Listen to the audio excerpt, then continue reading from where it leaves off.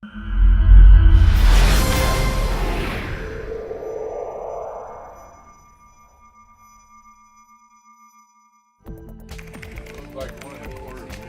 STOC is the Space Telescope Operations Control Center.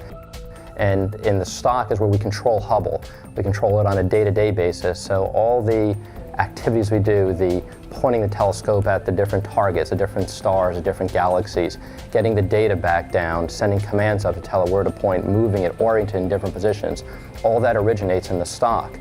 We have a crew that's there 24 hours a day, 7 days a week, controlling the telescope. In normal day-to-day operations, we don't perform the science activities here.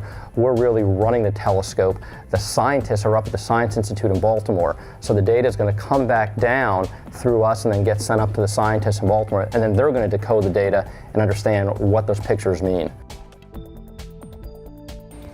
It's a different operational atmosphere for a servicing mission versus nominal operations. For a regular day-to-day, we only have about 3 or so people really watching the telescope.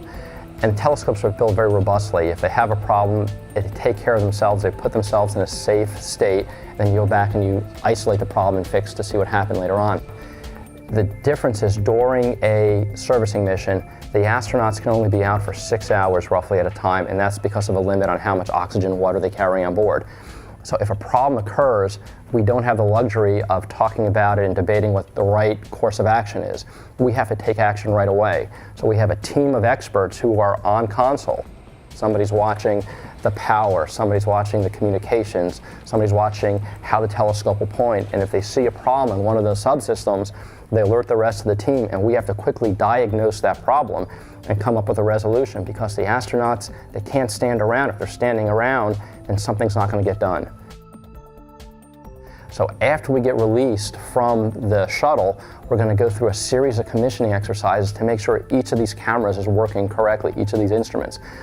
So we're going to test them out over a series of months to make sure that the picture that we hope to get is really there. And just like learning how to use any new camera, you have to play with it a little bit to try to get the exact focus, exact orientation so it's working correctly. So it really takes about 4 to 5 months after we release from the shuttle before the telescope is completely back and working and operational again.